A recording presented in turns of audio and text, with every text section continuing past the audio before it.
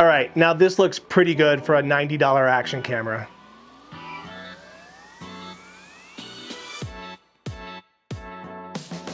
Hey, what's up everybody? Welcome to Adventure FPV. My name is Lee, and today we're going to be talking about 7 tips to get more cinematic footage out of the RunCam Thumb Pro, the 4K version. There was an earlier version of this camera just called the RunCam Thumb, and I did a review on it, but I wasn't super impressed with the quality. Actually, I wasn't impressed at all with the quality of the camera, but I wanted to give this one a try, and I must say that once I received it and did my first couple flights with it and did some color grading, I was super impressed with the quality of this camera for the price. All right, let's dive into tip number 1. You're going to want a good tune on your quad. Get it the best you can. It doesn't have to be perfect, but get it the best you can because this camera is sensitive like most of the other RunCam products. The gyro data is very sensitive to bumps and bobbles and little, small frequency vibrations. So you want to get the best tune that you can on your quad. I'm not going to show you how to tune your quad in this video. There's tons of great videos out there, so go check one of those out.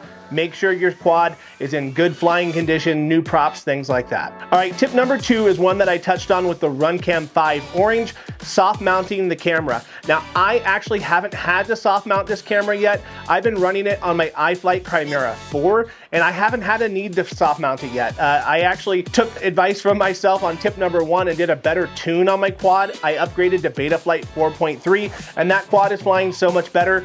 I didn't need a soft mount, but if you feel like you're still getting some vibrations, soft mount may be something you need. All right, tip number 3 is to use ND filters. Now, you can buy this camera. I think it's $100 with the ND set. It comes with 3 of them, 8, 16, and a 32. So you get a few different ones for different times of day and exposure. What an ND filter is gonna do for you is it's like a pair of sunglasses for your camera. So if you're not familiar with the 180-degree shutter rule, basically when you can set your shutter speed on your camera at twice your frame rate. So if you're filming at 30 frames per second, you're gonna wanna set your shutter speed to 1/60. It's gonna give you the most amount of realistic motion blur, and it's gonna make your image look the best that you possibly can. So if you're wanting cinematic quality footage, you're gonna definitely need an ND filter if you're filming during the day. The footage that you see here was actually filmed with this guy. This is you can see here, it says ND8. I probably could have used a little darker one, but I did find that the darkest one in the kit was almost too dark. So,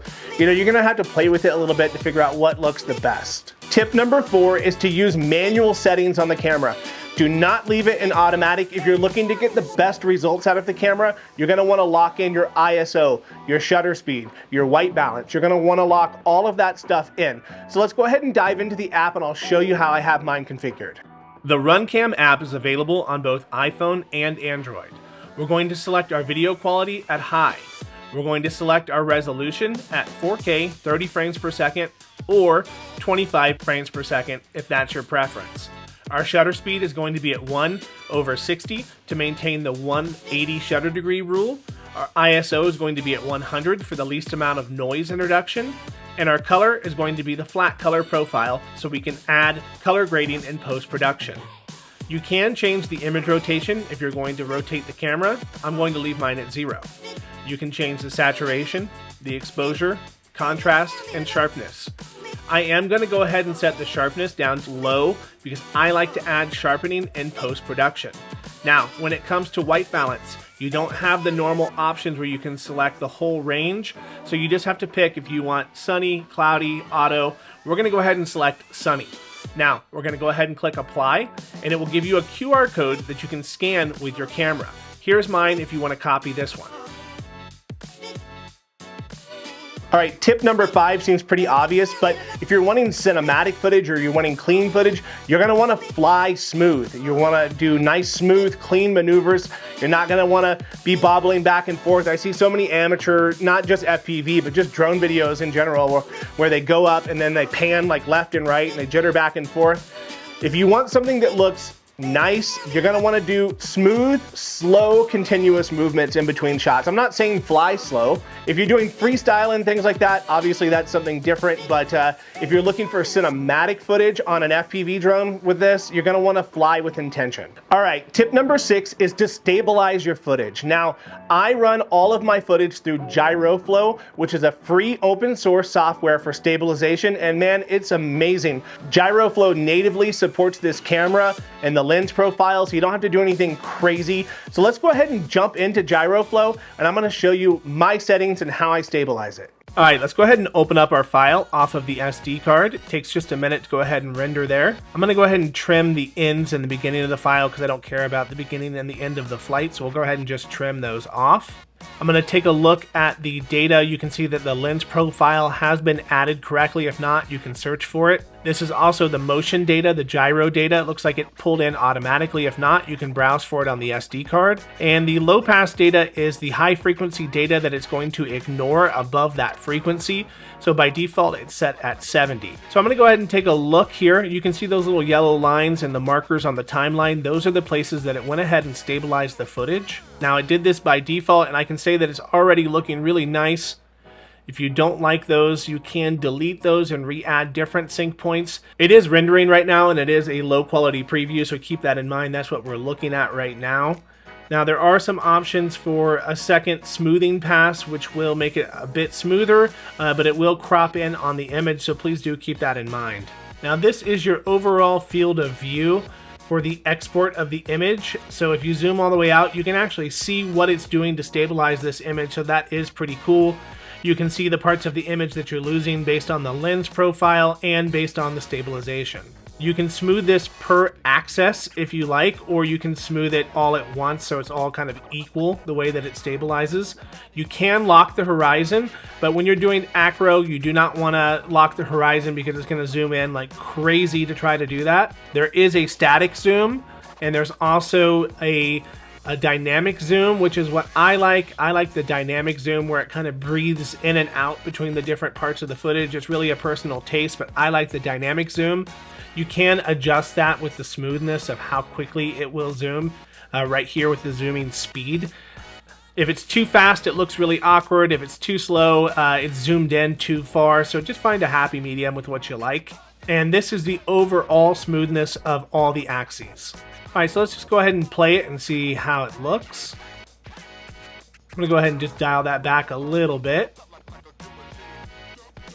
And it's always good to play it in different parts. It's really good to play it all the way through and make sure there's no weird bobbles or anything in different parts of the footage. You can turn on and off rolling shutter correction if you have issues with rolling shutter, but keep in mind you will be changing the dynamics a little bit if you do that. Now, I did find a little bit of a bobble there, so I just added a manual sync point. You can just right click and add a manual sync point wherever you like. There are different integration modes for smoothing. You can try the different modes out and see which one you like. Now, I'm going to go ahead and delete all the sync points in case you don't like the stabilization or it doesn't look right. You can go ahead and delete them and start over from scratch. Now, I like to think of adding sync points like the old Real Steady days, where you find a spot where you're flying flat and level, and then you go ahead and add a sync point right there. So this would probably be a good point to add one. You can add as many as you like. I usually like to add 2 or 3. You can just play around with it until you find the results that you like. Now, let's go ahead and export this file. It will take a little bit of time. All right, and finally, tip number 7 is to color grade your footage. Now, this is the most important step, and I know a lot of people don't like to color grade. I'm gonna show you my workflow. I have been doing professional video edits since 2013, so I have experience with a bunch of different cameras and lenses and programs, so this will work in any of your editing software. I use Final Cut Pro, but this will work with any editing software.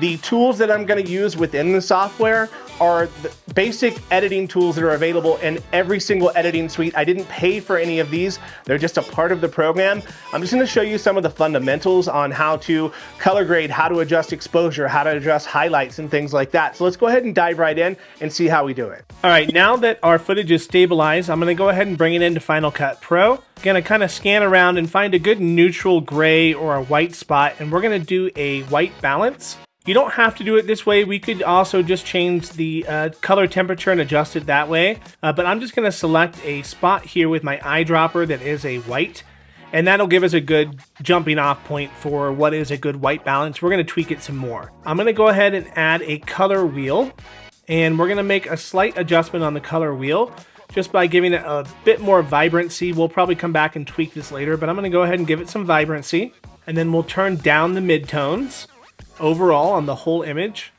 and we'll just kind of scan through different parts of the image to see how it looks. This looks a little bit bright or overexposed. I probably should have used an ND16 on this instead of the ND8, but being that you don't really have a way to check the image on the RunCam Thumb Pro, you're just kind of guessing at it, or you have to pull the SD card and put it into a computer or a phone to kind of preview it. This is the best I got with it. Now you could leave your ISO in auto and allow the ISO to kind of make the adjustments, but you got to remember, if you leave the ISO in auto, any adjustments you make in post-production right now are going to look completely different in a few seconds when the ISO changes on the camera. So that's why we really want to lock everything into manual if we can. All right, now let's go ahead and take a look at the color curves. Now this one can really make a big difference. These are basically your luminance levels across.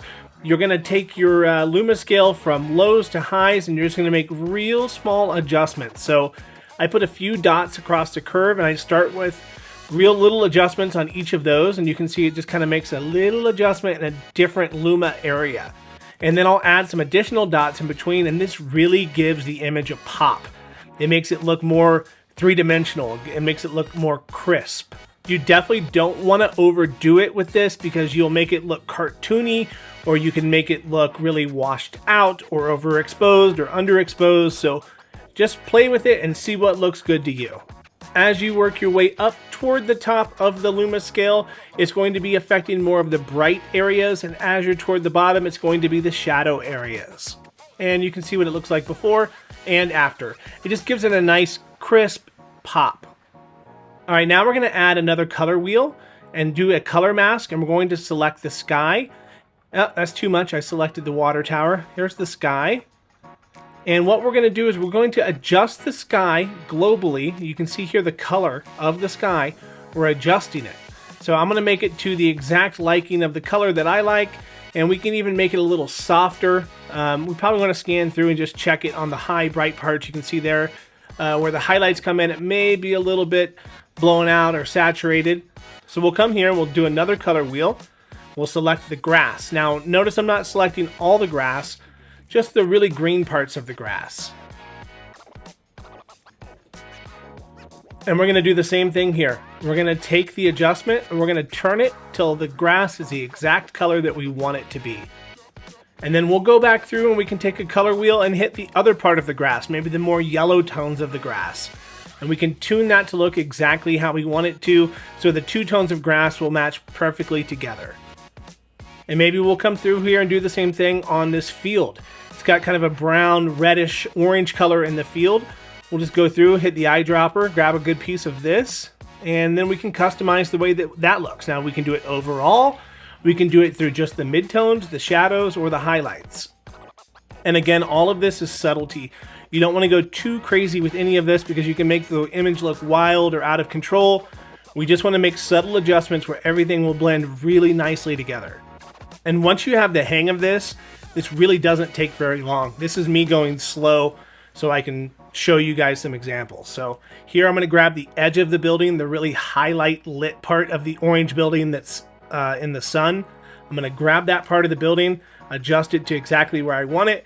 Maybe I can turn down the highlight or the luma on it so it's not as bright. And then I'll go through and do the same thing on the shadow parts of the building to make them blend nicely. We'll just scan through the entire image and just kind of look at it and see what we think. Now here, I think that this image is a little too bright. Like I said, I think I should have used an ND filter that would have been one stop darker. But what we can do here is we can try and fudge it a little bit.